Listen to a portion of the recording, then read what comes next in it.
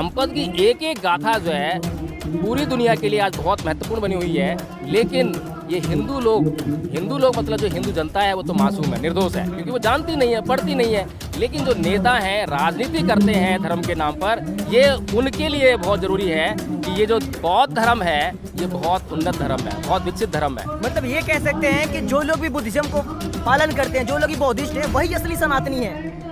नहीं, सनातनी अपने आप में कुछ नहीं है। अब मैं कहूँ कि अरुण सनातनी है तो उसके लिए उसको जो है सार्वकालिक होना पड़ेगा, सार्वजनिक होना पड़ेगा, सार्वभौमिक होना पड़ेगा, वो हो नहीं सकता। लेकिन जो सिद्धांत है वो सनातन है, सिद्धांत सनातन है। कोई आदमी, कोई वर्ग या कोई कम्युनिटी, वो सनातन नहीं है।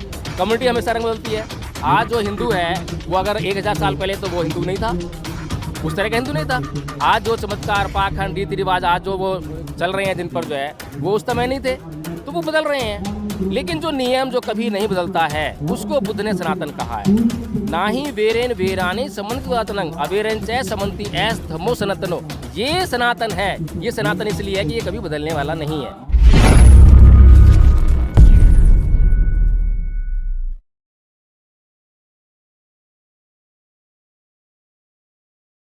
नमस्कार, मेरा नाम है अरुण गौतम और आप देख रहे हैं सोशल मीडिया।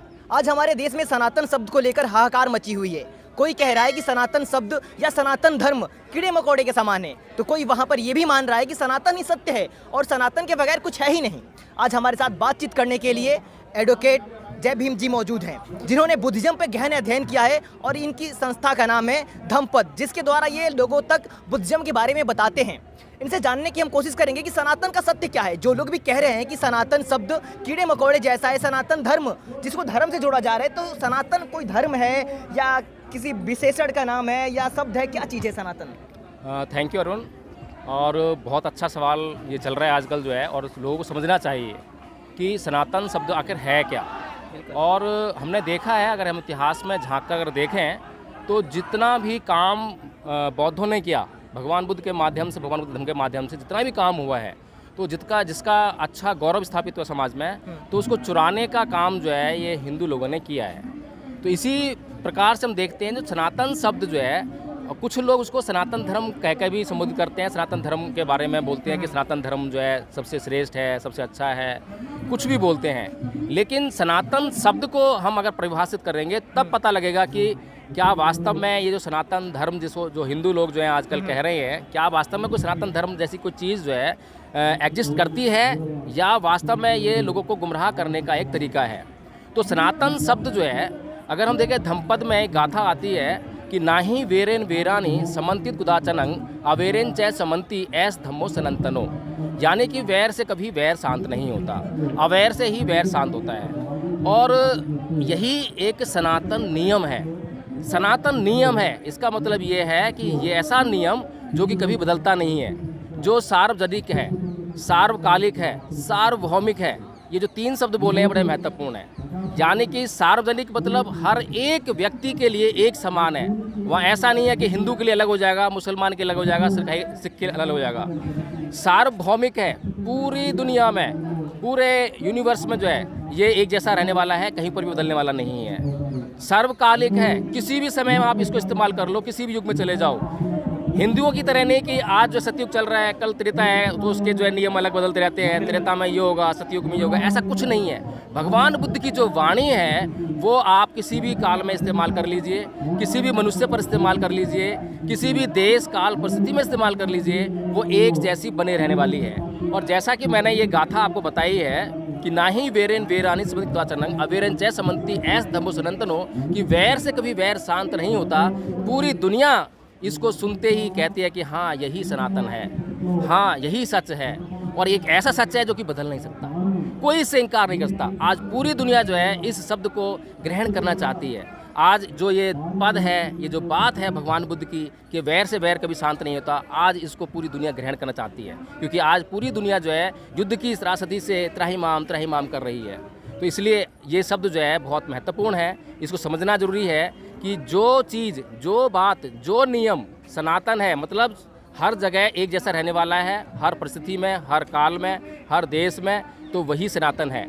अगर इसी बात पर हम जो है इसी को कसौटी मान लें, और अगर हिंदू धर्म जो कि अपने आप को अब सनातन धर्मी कहने लगे हैं, सनातन धर्मी इसीलिए कहने लगे हैं क्योंकि बुद्ध का ये शब्द जो है प्रचलित हो गया, फेमस हो गया, उसका प्रभाव जो समाज में उत्पन्न हो गया। अगर हम हिंदू धर्म की बात करें तो हिंदू धर्म में जब कोई व्यक्ति मर जाता है तो उसको जब अर्थी उसकी लेके जाते हैं तो बोलते हैं राम राम सत्य है। लेकिन अगर वहाँ पर किसी हिंदू के घर में कोई बच्चा जन्म ले और वहाँ पर अगर कोई राम राम सत्य बोल दे तो वहाँ पर जो है वो नियम नहीं चल पाता, अशुभ हो जाएगा, और वहाँ पर शायद उस व्यक्ति की जो लोग पिटाई करने लग जाएंगे। तो ऐसा कैसा नियम, राम राम सत्य है, अगर इसको देखें तो इसमें बुराई क्या है? एक जगह तो वो एक अलग इफेक्ट दे रहा है, दूसरी जगह अलग इफेक्ट दे रहा है, यानी बदल गया।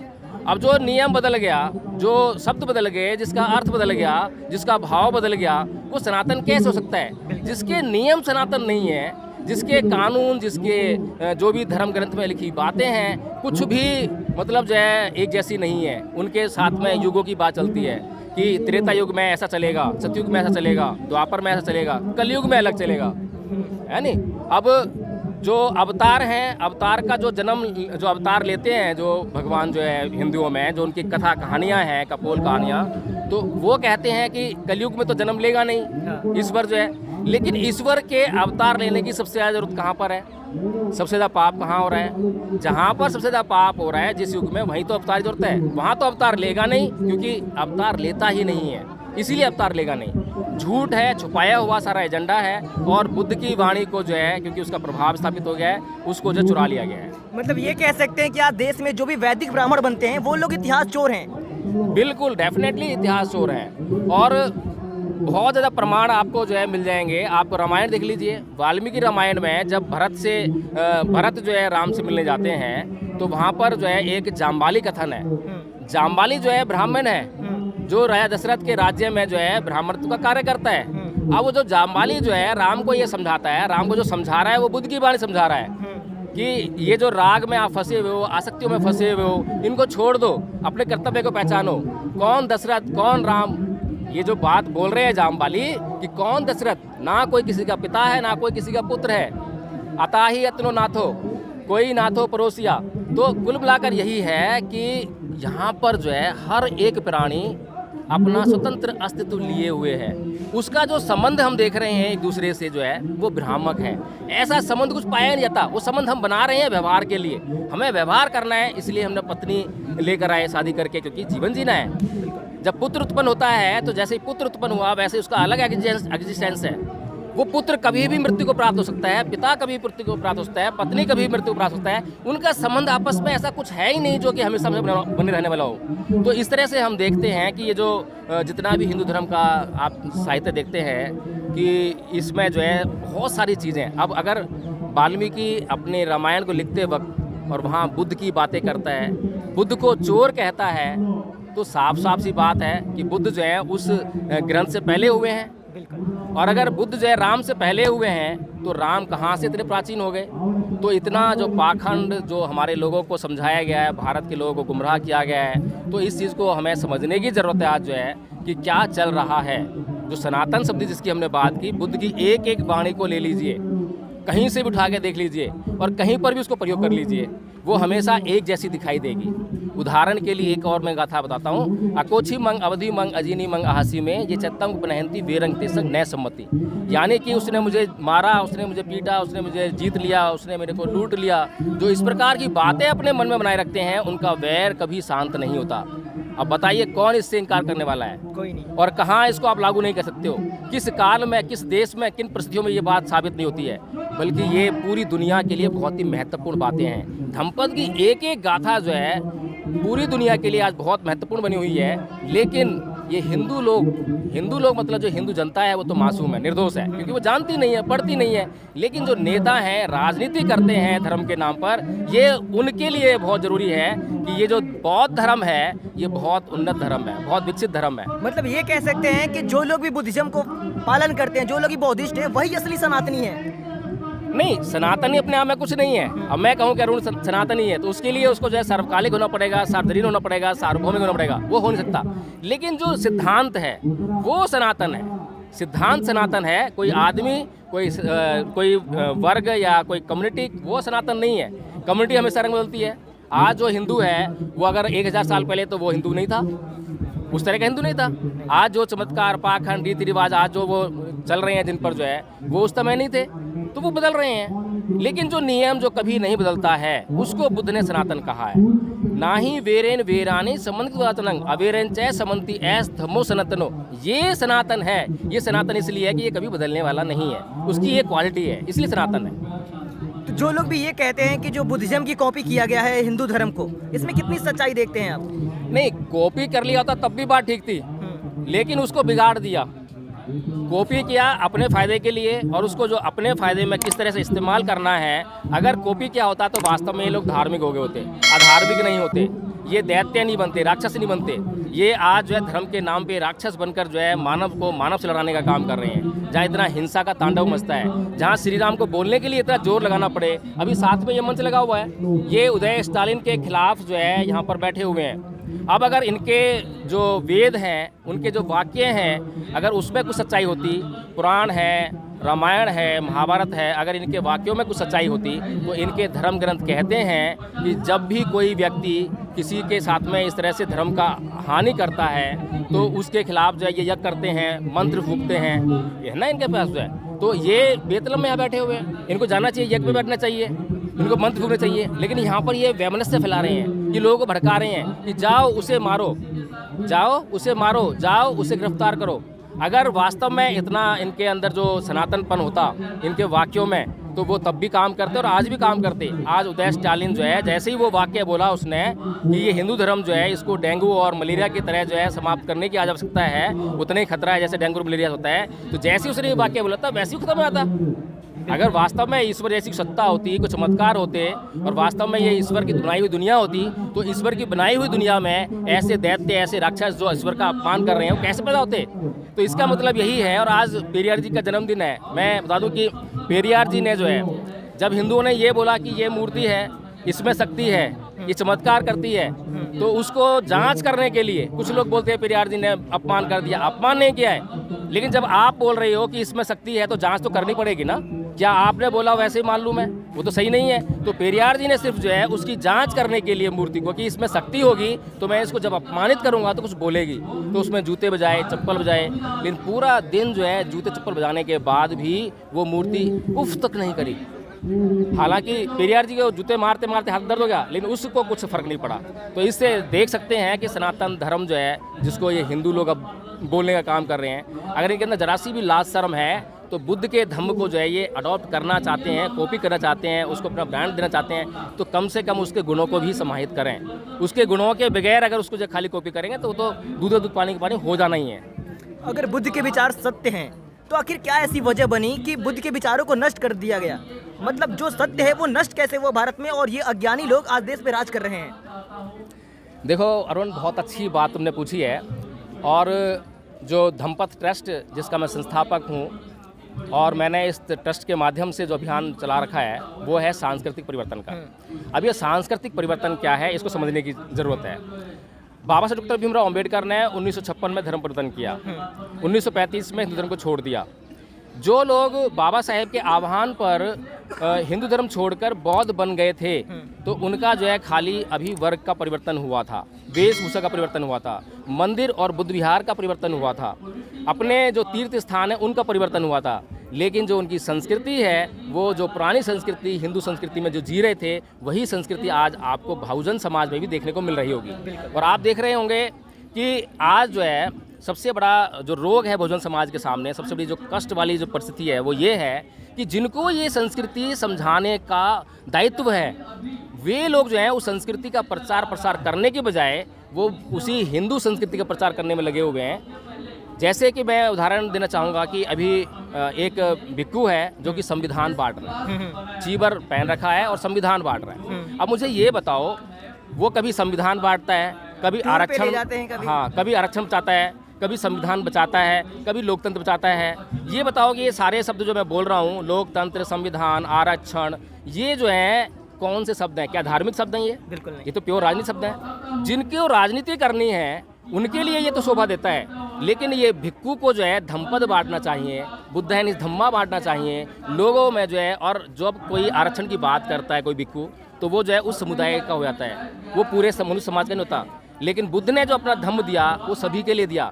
बुद्ध के धम्म को ग्रहण करने वाले ब्राह्मण थे, सारे वर्गों ने ग्रहण किया। बुद्ध अगर राजनीतिक हो जाते तो खाली एक राजा तक सीमित हो जाते। इसीलिए बुद्ध जो है राजनीतिक नहीं हुए। राजा उनके पास आए, सलाह लेकर गए, राजनीतिक सलाह भी उन्होंने दी, लेकिन वो राजकीय नहीं हुए। वे हमेशा जो है धार्मिक रहे, वो हमेशा हर मनुष्य के कल्याण में लगे रहे। जब आपके सामने मनुष्य का कल्याण करना आपका उद्देश्य रहेगा तो आप ब्राह्मण के पास भी जाओगे, क्षत्रिय के पास भी जाओगे, सबके पास जाओगे। और सबसे बड़ी ज़रूरत आज इस देश को, इस समाज को इस बात की है कि इस देश में जो हम अपनी बात को नहीं रख पा रहे हैं, हम जो है जो कह रहे हैं कि चमत्कार नहीं होता है, हम ये बात ढंग से नहीं कह पा रहे हैं, खुले मन से नहीं कह पा रहे हैं। इसका मतलब ये है कि कहीं ना कहीं हमारे मन में डर है कि कोई है जो हम पर जो है हमला कर देगा इस बात को सुनते ही। तो ये बौद्ध भिक्खुओं का ये वाला काम था कि वो समाज के भीतर जाते, ब्राह्मणों के पास जाते, उनके मन मस्तिष्क को परिवर्तन करने का काम करते, उनके अंदर साइंटिफिक टेम्परामेंट पैदा करते, उनको धार्मिक बनाने का काम करते, उनके भीतर से जातिवाद निकालने का काम करते। ये काम बौद्ध भिक्खु का था। ये सांस्कृतिक परिवर्तन है। लेकिन जो हम संस्कृति जैसी हमारी हिंदू धर्म में थी, हिंदू धर्म के लोग कहते हैं कि ईंट के जवाब पत्थर से दो, तो यहाँ पर भी भोजन समाज के लोग बोलते हैं कि हमें एक मारेगा हम 10 मारेंगे।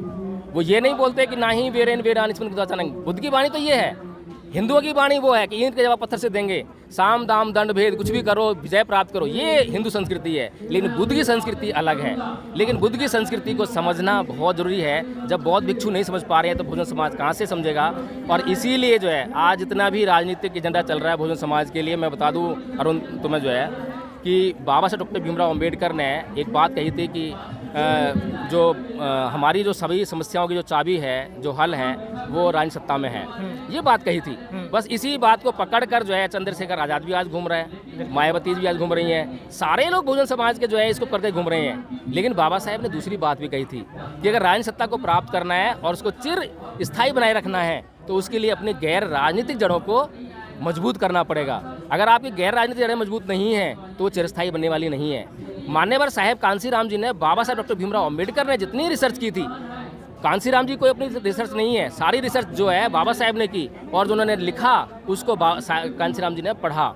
और कांसीराम जी ने जब उसको पढ़ लिया, समझ लिया, तो उन्होंने ये जान लिया कि इस देश में धार्मिक और सामाजिक आंदोलन करने पड़ेंगे। धार्मिक और सामाजिक आंदोलन करने पड़ेंगे। जब उनको ये पता लगा तो उन्होंने देखा कि धार्मिक आंदोलन की गति तो बहुत बुरी है। यहाँ पर जो है हमारा ही समाज अंधविश्वास फंसा हुआ है। अगर उसको मैंने बोला कि धर्म चेंज कर दो तो वो तो बल्कि उल्टा पड़ने वाला है। इसीलिए उन्होंने सामाजिक आंदोलन चलाया और सामाजिक आंदोलन के माध्यम से 4 बार जो है सत्ता प्राप्त की उत्तर प्रदेश में। तो आज हमारे समाज को यही समझने की ज़रूरत है कि हमने सत्ता प्राप्त की, उसके बाद फिर सत्ता से हम बाहर हो गए। कैसे हो गए? क्योंकि जिस पीढ़ी में हमने जो है जो मिशन मूवमेंट दिया था वो अगली पीढ़ी में जो है ट्रांसमिट नहीं हो पाया। ये संस्कृति है। अगर एक बार सांस्कृतिक परिवर्तन हो गया होता तो वो पीढ़ी दर पीढ़ी से चलता रहता है, उसको जो है सभी लोग जो है फॉलो करते हैं। इसलिए आज हमें इस बात की ज़रूरत है कि इस देश में धर्म के नाम पर राजनीति होती है, धर्म के नाम पे लोग वोट देते हैं। अगर धर्म के नाम पे इस देश में राजनीति होती है, धर्म के नाम पर लोग जो है वोट देते हैं, तो हमें वो धार्मिक परिवर्तन पर जोर देना पड़ेगा। आज हमें जहाँ पर भी अत्याचार हो रहा है उसको सामाजिक और धार्मिक नजर से देखना पड़ेगा। इंद्र मेघवाल के ऊपर जो हत्याकांड जो उसका हुआ, हत्या हुई जो उसको जो है, वो इंद्र मेघवाल के ऊपर नहीं हुआ था, पूरे समाज के ऊपर अत्याचार था। वो अत्याचार करने वाला कोई एक मास्टर नहीं था, पूरी एक व्यवस्था थी। तो हमें उस व्यवस्था को बदलना है। परम पूज्य बाबा साहब डॉक्टर भीमराव अम्बेडकर के ऊपर भी अत्याचार हुए, मास्टर ने अत्याचार किया, नाई ने अत्याचार किया, चपरासी ने अत्याचार किया, लेकिन परम पूज्य बाबा साहब डॉक्टर भीमराव अम्बेडकर जब इतनी योग्यता ग्रहण कर ली, कानून मंत्री भी बन गए, तब भी जो है उन लोगों के खिलाफ कभी एफआईआर नहीं कराई, उन लोगों के खिलाफ कोई संघर्ष नहीं करा। उन्होंने उस व्यवस्था को बदलने का काम किया संविधान के माध्यम से, जिस व्यवस्था के माध्यम से जो है उन पर अत्याचार किए जा रहे थे। तो आज हमें इस बात को समझने की जरूरत है कि जो व्यवस्था हम पर अत्याचार कर रही है, आज उस व्यवस्था से हमें पीछे छुड़ाने की जरूरत है। हमें अपने समाज को उससे बाहर निकालने की जरूरत है। और ये जो सांस्कृतिक परिवर्तन है, अगर एक बार हो गया तो उसके बाद ये जो हिंदू धर्म के नाम पर, सनातन धर्म के नाम पर जो वोट इकट्ठा करते हैं, ये बंद हो जाएगा और आपकी राजनीतिक सत्ता जो है चिर स्थायी बन जाएगी, हमेशा हमेशा के लिए कायम हो जाएगी। जहाँ पर कोई भी शासक बनेगा तो वो बौद्ध ही होगा, चाहे वो ब्राह्मण शासक बने, क्षत्रिय बने, शूद्र स्वामी बने, कोई फर्क नहीं पड़ता। वो सारा अस्तित्व मिट जाएगा, वर्ण व्यवस्था खत्म हो जाएगी और केवल इस देश में बौद्ध रह जाएंगे और बौद्धों की जो है शासन सत्ता यहाँ पर स्थापित हो जाएगी। ये थे हमारे साथ एडवोकेट जय भीम जी, जो कि धम्म पद के नाम से अपना यूट्यूब चैनल चलाते हैं। इनकी संस्था का नाम भी धम्मपद है। अगर आप इनसे बुद्धिज़्म के बारे में कोई भी सवाल पूछना हो या बुद्धिज़्म के बारे में कोई भी जानकारियाँ लेना चाहते हैं तो आप इनके यूट्यूब चैनल धम्मपद को सब्सक्राइब कर सकते हैं और बाकी बुद्धिज़्म से जुड़ी अधिक से अधिक जानकारी इनसे प्राप्त कर सकते हैं।